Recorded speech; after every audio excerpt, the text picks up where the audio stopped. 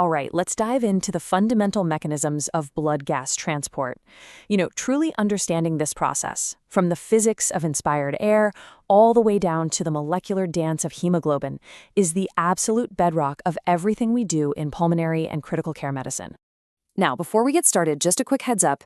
This is a summary of Dr. West's lecture on the transport of oxygen and carbon dioxide. It's an AI-generated explainer, and I find these can be pretty useful for getting a quick, broad overview of a topic. I do check them for accuracy and edit them myself before presenting. Dr. West has a fantastic full series of lectures, and I'd really encourage you to watch them. The link is in the description below. Okay, so to really get a handle on what's happening at that alveolar capillary membrane, we first have to nail down the physical rules that dictate how gases behave when they meet a liquid. First things first, partial pressure. This concept is absolutely central because gas moves down its partial pressure gradient, not its concentration gradient. That's the driving force. So if we take dry air at sea level, the total pressure is about 760 millimeters of mercury. Oxygen is 21% of that, which gives us a PO2 of about 160 millimeters of mercury. Simple enough, right? Well, the moment we breathe that air in, everything changes. It instantly becomes saturated with water vapor from our airways. And at body temperature, that water vapor exerts its own pressure, a constant 47 millimeters of mercury. So we have to subtract that from the total pressure before we calculate the PO2. And just like that, our starting PO2 drops from 160 down to about 150. This is the very first step in the oxygen cascade. Okay.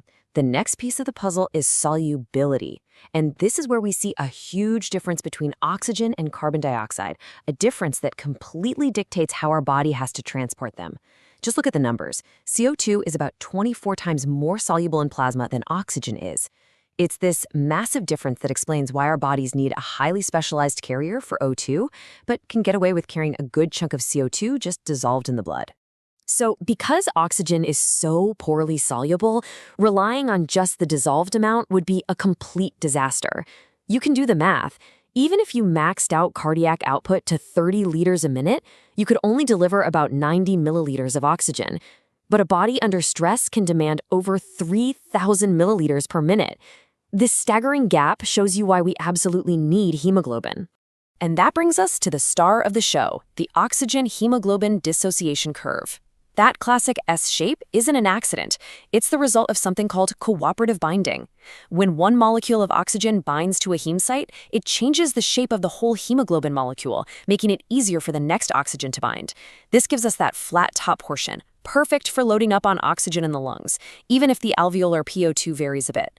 And it gives us the steep portion, which is crucial for dumping that oxygen off quickly in the tissues. From a clinical standpoint, there are 3 points on this curve you just have to know cold. In normal arterial blood, a PO2 of 100 gives you a saturation of about 97%. In mixed venous blood coming back to the heart, the PO2 is down to 40, but look, it's still 75% saturated. And then there's the P50, the point where hemoglobin is half saturated, which is normally a PO2 of about 27. So, how do we figure out the total amount of oxygen in the blood? We have to add 2 things together, the part bound to hemoglobin and the tiny bit that's dissolved. The formula for the bound portion uses the constant 1.39 milliliters of O2 per gram of hemoglobin, though you'll often see 1.34 used clinically to account for things like methemoglobin. You multiply that by the hemoglobin level and the saturation. Then you add in the dissolved part, which is almost negligible, to get your total oxygen content. And this table right here, this is why you can never, ever trust a pulse oximeter alone. Look at the anemic patient. The SAT is a beautiful 97%, but their actual oxygen content is dangerously low. It's a classic clinical trap. It also explains why severely anemic patients don't get cyanotic. They just don't have enough deoxygenated hemoglobin to turn blue.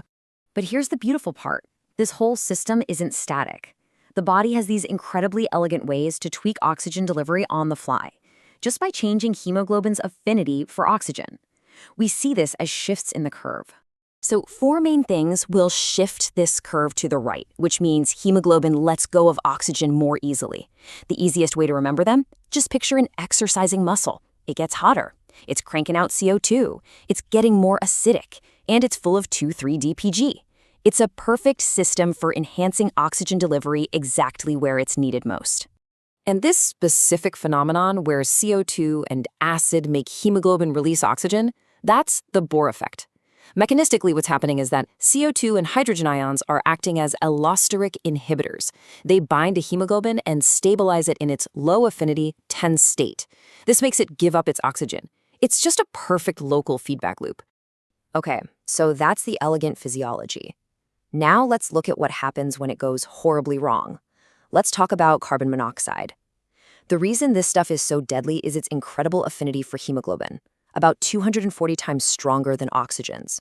This means even a tiny amount of CO can tie up a huge percentage of your hemoglobin. And what makes CO so insidious is that it's a two-pronged attack. First, it directly competes with oxygen, basically giving you a functional anemia. But second, and this is the really nasty part, the CO that does bind actually shifts the curve for the remaining sites to the left. It makes the hemoglobin that's left hold on to oxygen tighter, so it can't be released in the tissues. A real double whammy. All right, we spent a lot of time on oxygen. Let's switch gears now and look at how we get rid of the waste product, carbon dioxide, and see how its journey is completely tied to what's happening with oxygen. So CO2 travels in the blood in three main ways. A little bit is dissolved, and a little bit binds directly to hemoglobin. But the vast majority, about 90%, is converted into bicarbonate. This reaction happens super fast inside the red blood cell, thanks to an enzyme called carbonic anhydrase. Then that bicarb gets shipped out into the plasma in exchange for a chloride ion. That's the chloride shift. And this is where we see this incredible, elegant synergy. We've already talked about the Bohr effect, how CO2 affects oxygen transport. Well, the Haldane effect is the flip side of that coin, how the amount of oxygen on hemoglobin affects CO2 transport. They're a perfectly coupled pair, making sure that when we deliver oxygen, we're efficiently picking up CO2. So, how does the Haldane effect work? Two ways. First, when hemoglobin kicks off its oxygen in the tissues, it becomes deoxyhemoglobin. This form is much stickier for CO2, so it readily forms carbaminohemoglobin. Second, and probably more important, deoxyhemoglobin is a better buffer. It soaks up the hydrogen ions that are produced when CO2 becomes bicarbonate, which pushes that whole reaction forward, allowing us to carry even more CO2.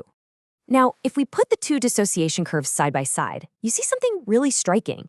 The oxygen curve is S-shaped, but the CO2 curve is much steeper and almost a straight line in the physiological range. And this shape has a huge functional consequence. It explains why we need a big pressure drop, about 60 millimeters of mercury, to get oxygen to unload, but we only need a tiny gradient of 5 or 7 to get rid of a whole load of CO2. Okay, so let's tie this all together. What are the big takeaways? 1. Partial pressure is what drives everything. 2.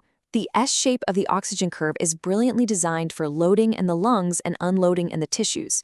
3. Oxygen content is not the same as saturation. It's all about the hemoglobin level. And 4. The Bohr and Haldane effects are this beautiful reciprocal system that links the transport of both gases. Thank you for your time. I really hope you found this useful. You know, our field is full of assumptions that have been around for a long time, and real progress only happens when we start to question them. So treat every source with a bit of healthy skepticism, and please take the time to review Dr. West's book on respiratory physiology. It's truly foundational.